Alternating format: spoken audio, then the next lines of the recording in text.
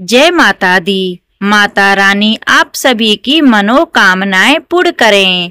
आज नवरात्रि के दूसरे दिन सुनिए माँ ब्रह्मचारिणी की संपूर्ण कथा। माँ ब्रह्मचारिणी की पूजा नवरात्रि के दूसरे दिन की जाती है। ब्रह्मचारिणी का अर्थ होता है तप का आचरण करने वाली। देवी ब्रह्मचारिणी की पूजा करने वाले भक्तों को अपने हर काम में सफलता प्राप्त होती है। वह हर ओर से विजय होता है। माँ ने अपने इस स्वरूप में सफेद वस्त्र धारण किए हुए हैं। माँ की दो भुजाओं में से दाहिनी भुजा में जपमाला और बाईं भुजा में कमंडल है। इनकी पूजा करने से भक्त के अंदर जप और तप की शक्ति बढ़ जाती है। माँ ब्रह्मचारिणी अपने भक्तों को संदेश देती हैं कि परिश्रम से ही सफलता प्राप्त की जा सकती है। भगवान शिव को पति रूप में प्राप्त करने के लिए माँ ब्रह्मचारिणी ने अत्यंत कठिन तप किया था। शिव पुराण में वर्णन मिलता है कि श्री ब्रह्मा जी के आदेश अनुसार भगवान शंकर जी को पति रूप में प्राप्त करने के लिए देवी पार्वती ने कठिन तप किया था। ब्रह्मा जी के आदेश के बाद महर्षि नारद जी ने देवी पार्वती को पंचाक्षर मंत्र यानी कि शिवाय नमः की दीक्षा दी। दीक्षा लेकर देवी पार्वती अपनी सखियों के साथ तपोवन में जाकर कठिन तपस्या में लीन रहने लगी। उनकी कठिन तपस्या का वर्णन शिव पुराण में मिलता है। माता पिता की आज्ञा लेकर देवी पार्वती ने सबसे पहले राजसी वस्त्रों का अलंकारों का त्याग किया। उनकी जगह पर उन्होंने मूज की मेखला धारण कर ली, वल्कल वस्त्र धारण कर लिए, हार को गले से निकालकर मृग चर्म धारण किया और फिर गंगा अवतरण नामक पावन क्षेत्र में सुंदर वेदी बनाकर वे तपस्या में बैठ गईं। अपने मन और सभी इंद्रियों का निग्रह कर सभी इंद्रियों को अपने वश में कर देवी पार्वती ग्रीष्म काल में अपने चारों ओर अग्नि जलाकर बीच में बैठ गईं और ऊपर से सूर्य के प्रचंड ताप को सहन करती हुई वे अपने तन को तपाती रहीं। वर्षा ऋतु में वे खुले आकाश के नीचे शिलाखंड पर बैठकर दिन रात जल की धारा से अपने शरीर को सींचती रहीं।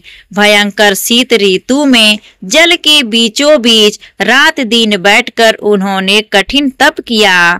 इस प्रकार निराहार रहकर देवी पार्वती ने पंचाक्षर मंत्र का जप करते हुए सफल मनोरथ पूर्ण करने वाले भगवान सदाशिव के ध्यान में अपने मन को रमा दिया।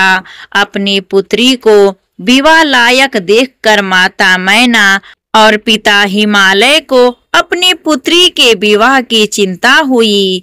इतने में महर्षि नारद राजमहल में पहुंच गए। अपने महल में महर्षि को विराजमान देखकर राजा और रानी ने अपनी पुत्री के भविष्य के विषय में उनसे पूछा। देवर्षि नारद ने पहले पार्वती जी के गुणों का बखान किया। नारद जी चतुर और मनोवैज्ञानिक वक्ता हैं। वे सबके मन की बातें पढ़ लेते हैं। इसलिए देवी पार्वती के माता पिता से वे उनके दिव्य गुणों की चर्चा करते हैं। सद्गुणों की एक लंबी सूची नारद जी ने उनके सामने प्रस्तुत की। लेकिन जब देवी पार्वती के पिता ने पूछा कि हे देवर्षि, मेरी पुत्री में अगर कोई दोष हो तो वह भी बतला दीजिए, तब देवर्षि नारद बोले, सुनहु जे अब अवगुण दुई चारी, यानी कि आपकी पुत्री में 2-4 अवगुण भी हैं, उन्हें भी आप सुन लो। जोगी जटल अकाल मन, नगन अमंगल वेश, अस स्वामी एह कहा, मिलही परिहस्त असरेख। नारद जी कहने लगे कि पार्वती पुत्री तो सर्वगुण संपन्न है, किंतु इनका पति जटाजूटधारी, दिगंबर और अमंगल वेश वाला होगा। नारद जी के मुंह से यह बात सुनकर देवी पार्वती के माता पिता तो बहुत उदास हो गए, किंतु देवी पार्वती को मन ही मन बड़ी प्रसन्नता हुई।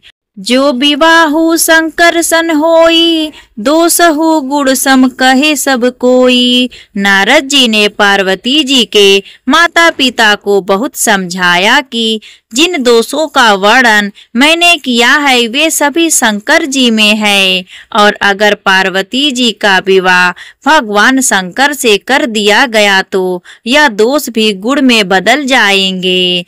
समरत कहऊ नहीं दोष गुसाई, रवि पावक सुरसरी की नाई। अंत में नारद जी ने माता पिता से यहाँ तक कह दिया कि शिव जी को छोड़कर संसार में आपकी पुत्री के लिए कोई दूसरा वर है ही नहीं, किंतु आशुतोष होने पर भी शंकर जी तो आराध्य हैं, यानी कि शिव जी कठोर उपासना से प्रसन्न होते हैं। उनको प्राप्त करने का एक ही उपाय है कि पार्वती जी वन में जाकर कठिन तपस्या में लीन हो जाएं। तब देवर्षि नारद की प्रेरणा से अपने माता पिता की आज्ञा लेकर देवी पार्वती हिमालय के गहन वन में तपस्या करने के लिए चली गईं। पार्वती जी के तप में हट से अधिक भगवान शिव को प्राप्त करने का अनुराग है, इसलिए शिव जी के चरणों का ध्यान करते हुए उन्होंने सभी प्रकार के सुखों का त्याग कर दिया। भगवान शंकर के चरण कमलों में नित्य नूतन अनुराग होने के कारण अब तो उन्हें अपने शरीर की भी सुधि नहीं रही। उन्होंने तन और मन से पूरी तरह अपने आप को तपस्या में लीन कर लिया। 1000 वर्ष तक मूल और सफल का और 100 वर्ष तक उन्होंने केवल शाक का आहार किया। कुछ दिन तक उन्होंने केवल पानी और हवा का सेवन किया और कुछ दिन बाद इन्हें भी त्याग कर कठिन उपवास किया। फिर उन्होंने वृक्ष से गिरी हुई बेल की सूखी पत्तियां खाकर 3000 वर्ष बिताई। जब देवी पार्वती ने सूखी पत्तियां भी खाना बंद कर दिया तब उनका नाम पड़ गया अर्पणा। तभी देवी पार्वती की इस कठिन तपस्या को देखकर आकाशवाणी हुई कि हे देवी, तुम्हारे मनोरथ पूर्ण हो गए, अब तुम हठ और तप छोड़कर अपने घर चली जाओ। भगवान शंकर तुमसे मिलने जल्दी आएंगे। इसके बाद एक दिन भगवान शिव ने देवी की तपस्या से प्रसन्न होकर उन्हें दर्शन दिए और उन्हें अपनी पत्नी के रूप में स्वीकार करने का वचन भी दिया।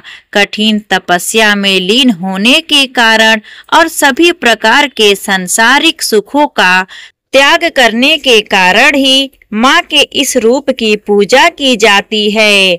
यहाँ पर नवरात्रि के दूसरे दिन ब्रह्मचारिणी माता की कथा समाप्त होती है। प्रेम से बोलिए जय माता दी, जय माता दी।